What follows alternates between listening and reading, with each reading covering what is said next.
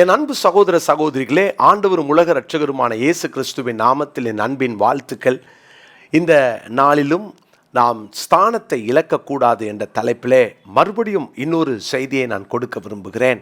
நீதிமொழிகளின் புஸ்தகம் 27:8 நான் வாசிக்கிறேன். தன் கூட்டை விட்டு அலைகிற குருவி எப்படி இருக்கிறதோ அப்படியே தன் ஸ்தானத்தை விட்டு அலைகிற மனுஷனும் இருக்கிறான். எனக்கு அருமையான தேவனுடைய பிள்ளைகளே, உங்களுடைய ஸ்தானத்தை இழந்துடாதீங்க. தேவன் கொடுக்கிற ஸ்தானம் எவ்வளவு முக்கியமானது. இந்த ஸ்தானத்தை தொலைச்சிட்டோன்னா எவ்வளவு ஒரு பரிதாபமான நிலைக்கு நாம் தள்ளப்பட்டு விடுவோம். அன்பு தேவனுடைய பிள்ளைகளே, யூதாஸ் அவன் ஸ்தானத்தை இழந்தான்.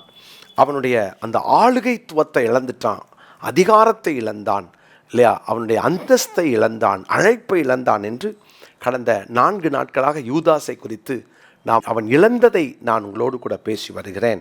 அது மாத்திரமல்ல, வெளிப்படுத்தின விசேஷம் 21ஆம் அதிகாரத்தின் 14வது வசனத்தை நான் வாசிக்கிறேன். ஒரு மனுஷன் ஸ்தானத்தை இழந்துட்டா எங்க போய் பாதிக்கப்படுது பாருங்களேன். நகரத்தின் மதிலுக்கு 12 அஸ்திபார கற்கள் இருந்தன. அவைகள் மேல் ஆட்டுக்குட்டியானவருடைய 12 அப்போஸ்தலரின் 12 நாமங்களும் பதித்திருந்தன. ஆட்டுக்குட்டியானவருடைய 12 அப்போஸ்தலர்களுடைய 12 நாமங்கள் அங்கே பதிந்திருந்தன. அந்த 12 அஸ்திபார கற்களிலே யூதாஸ் பெயர் மிஸ் ஆயிருச்சு. ஆண்டவர் அந்த கிருபையை அவனுக்கு தந்திருந்தார். ஆனால் ஸ்தானத்தை இழந்துட்டான். அற்ப வாழ்வுக்காக அவன் பாருங்க, அவன் பேர் மிஸ் ஆயிட்டு, ஒருவேளை அவனுடைய அந்த வேதனை கர்த்தர் சொல்லிட்டார், அவன் பிறவாதிருந்தால் அவனுக்கு நலமாக இருக்கும், அவனுக்கு ஐயோ என்று சொன்னாரே, துரோகி என்று அவனை குறித்து ஆண்டவர் சொன்னாரே, அப்படின்னா அவன் ஒருவேளை அந்த வேதனை, அந்த ஐஸ்வர்யவான் அந்த பாதாளத்தில் கிடந்து லாசரு அந்த ஆபிரகாமுடைய மடியில் இருக்கும்போது அவன் பார்த்து வேதனைப்படுறான். எங்கள் வீட்டு வாசலில் கிடந்தவன் எங்கே இருக்கான்? ஒருவேளை யூதாஸ் கூட அந்த இடத்துல என் பேர் வந்திருக்கணும்னு அந்த இடத்துல எவ்வளவு அவன் துடிச்சிருக்கணும்ல.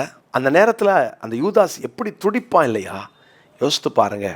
அநேகருடைய வாழ்க்கையில் இந்த அற்பமான ஒரு வாழ்வுக்காக என் நித்தியத்தை இழந்துட்டேனேன்னு எத்தனை பேர் நரகத்தில் கண்ணீர் வடிப்பார்கள், பாதாளத்தில் எத்தனை பேர் வேதனைப்படுவார்கள். யோசித்து பார்த்தீங்களா? இதை கேட்டுக்கிட்டு இருக்கிற என் அன்பு சகோதரனே சகோதரியை, எதை வேணாலும் இந்த உலகத்தில் இழக்கலாம். தயவு செய்து நித்திய ராஜ்யத்தை இழந்துடாதீங்க. தேவன் தம்முடைய ஒரே பேரான குமாரனை விசுவாசிக்கிறவன் எவனோ அவன் கெட்டு போகாமல் நித்திய ஜீவனை அடையும்படிக்கு அவரை தந்தருளி விளவாய் உலகத்தில் அன்பு கூர்ந்தார்.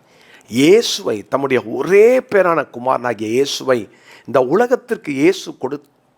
உலகத்திற்கு பிதா கொடுத்த காரணம் நம்மேல் வைத்த அன்பு.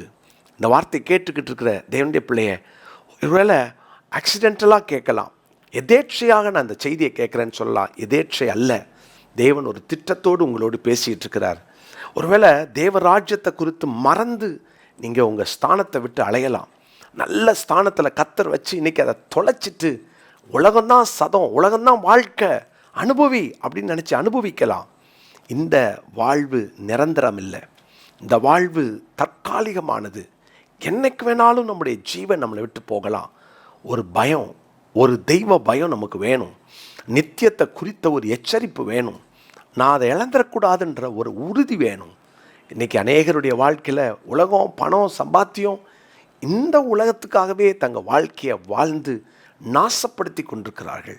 கேட்டுக்கொண்டிருக்கிறேன் அன்பு தேவனுடைய பிள்ளையே, ஒரு நல்ல தீர்மானம் எடுங்க. ஆண்டவரே, நான் யூதாஸை போல இந்த உலகத்தில் அப்போ 30 வெள்ளிக்காசுக்காக ஆண்டவரை காட்டி கொடுத்து நித்தியத்தை நான் இழக்கணுமா?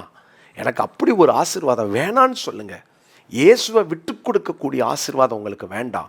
இயேசுவை இழக்கக்கூடிய ஒரு தொழில் நமக்கு வேண்டாம். இயேசுவை வேண்டான்னு சொல்லுகிற ஒரு வாழ்வு உங்களுக்கு வேண்டாம். இயேசு கிறிஸ்துவை மறுதலிக்கக்கூடிய ஒரு திருமணம் உங்களுக்கு வேண்டாம். இயேசு கிறிஸ்துவை தூர எறிகிற ஒரு பொக்கிஷம், ஒரு சொத்து உங்களுக்கு வேண்டாம். அப்படி இயேசு வேணான்னு மறுதலிக்கின்ற ஒரு படிப்பு உங்களுக்கு வேண்டாம். கேட்டுக்கொண்டிருக்கிற தேவனுடைய பிள்ளைய, இயேசுவுக்காக யாரை வேணாலும் எதை வேணாலும் இழக்கலாம். யாருக்காகவும் எதற்காகவும் இயேசு இழந்துடாதீங்க. இன்றைக்கி ஒரு நல்ல முடிவு எடுங்க. ஏன்னா அந்த 12 அப்போஸ்தலர்களுடைய அந்த நாமங்கள் அந்த ஜீவ புஸ்தகத்தில் எழுதப்பட்டு, கற்களிலே எழுதப்பட்டு, இதையெல்லாம் இழந்து யூதாஸ் அங்கே தன் ஸ்தானத்தை தொலைச்சிட்டானே. மத்தேயு சுவிசேஷம் 8ஆம் அதிகாரம் 12ஆம் வசனம், ராஜ்யத்தின் புத்திரரோ புறம்பான இருளிலே தள்ளப்படுவார்கள், அங்கே அழுகையும் பற்கடிப்பும் உண்டாயிருக்கும் என்று உங்களுக்கு சொல்லுகிறேன். மத்தேயு 21ஆம் அதிகாரம் 43வது வசனம், 21:43, ஆகையால் தேவனுடைய ராஜ்யம் உங்களிடத்திலிருந்து நீக்கப்பட்டு அதற்கேற்ற கனிகளை தருகிற ஜனங்களுக்கு கொடுக்கப்படும். இயேசுவை அவமானப்படுத்தி, இயேசுவை நிந்தித்து, இயேசுவை அங்கே இழக்கின்றவர்கள், ஆண்டவர் சொல்றாரு, ராஜ்யம் அவரிடத்திலிருந்து எடுக்கப்படும், நீக்கப்படும். இது ஒரு ஓமையிலே ஆண்டவர் சொல்லுகிற வார்த்தை. இதை கேட்டுட்டு இருக்கிற அன்பு சகோதரனே, சகோதரியே, என்கிட்ட இருந்து உங்கள் ராஜ்யம் நீங்கிடக்கூடாது. உங்கள் ராஜ்யத்துக்காக என்கிட்ட இருக்கிற எதை வேணாலும் நீங்கள் நான் விட்டு கொடுக்குறேன்னு தீர்மானம் செய்யுங்க. கர்த்தர் உங்களை ஆசீர்வதிப்பார். அந்த நாளுக்குரிய மனப்பாட வசனத்தை குறித்து கொள்ளுங்கள். மத்தேயு 8:12. மத்தேயு 8:12. ஜெபிக்கலாமா? நல்ல தகப்பனே, நாங்கள் தேவனுடைய ராஜ்யத்தை எந்த காரணத்தை கொண்டும் யாருக்காகவும் எதற்காகவும் இழந்து விடக்கூடாது.